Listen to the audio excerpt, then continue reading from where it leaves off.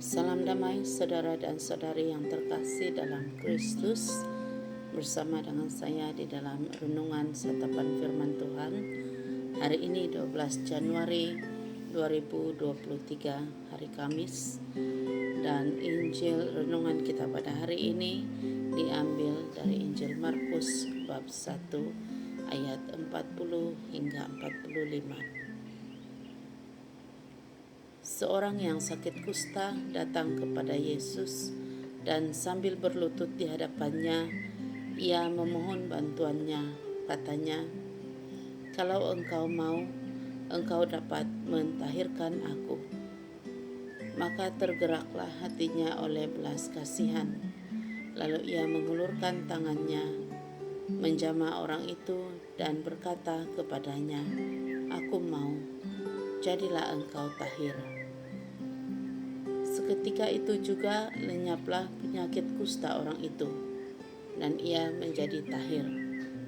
Segera ia menyuruh orang itu pergi dengan peringatan keras, "Ingatlah, janganlah engkau memberitahukan apa-apa tentang hal ini kepada siapapun.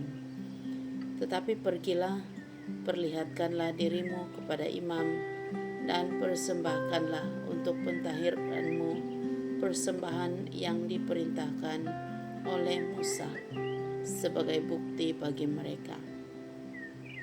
Tetapi orang itu pergi memberitakan peristiwa itu dan menyebarkannya kemana-mana, sehingga Yesus tidak dapat lagi terang-terangan masuk ke dalam kota. Ia tinggal di luar di tempat-tempat yang sepi. Namun orang terus juga datang kepadanya dari segala penjuru. Sabda Tuhan, terpujilah Kristus. Saudara dan saudari, salam damai dan selamat tahun baru. Semoga dalam tahun yang baru ini kita diberkati dengan kesempurnaan hidup, terutama sekali diberkati dengan kesehatan yang baik sepanjang masa. Sekiranya saudara dan saudari mengalami gejala yang menunjukkan diri tidak sehat, cepat-cepatlah mendapatkan rawatan. Ini karena manusia biasanya cenderung untuk coba bertahan walaupun mengalami sakit, semata-mata karena malas berjumpa dokter.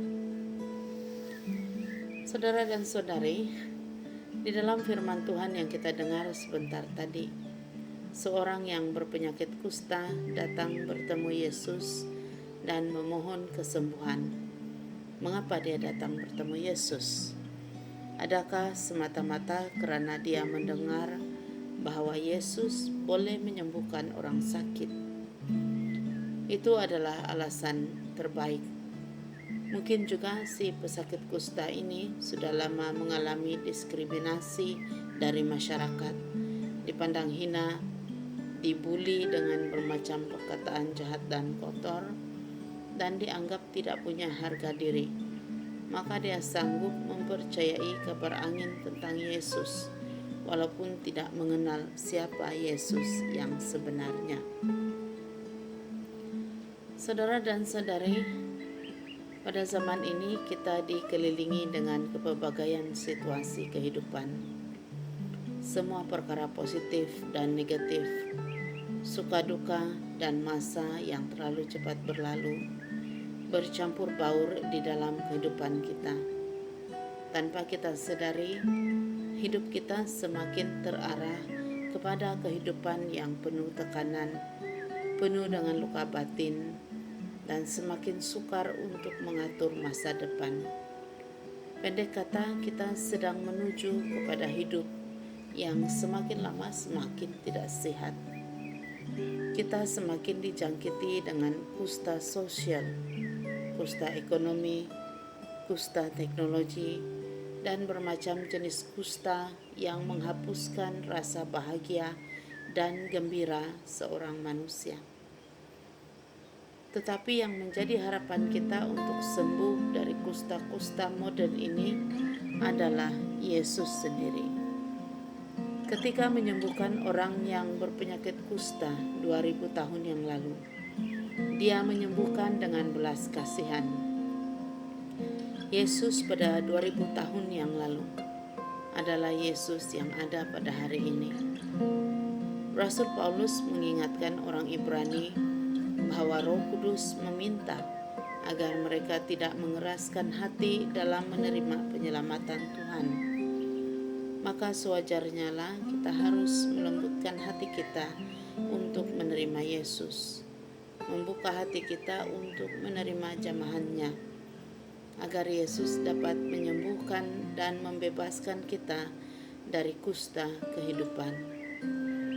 Saudara dan saudari, marilah kita serahkan seluruh kehidupan kita kepada Tuhan dan memuliakan Dia dalam segala hal tanpa ragu-ragu.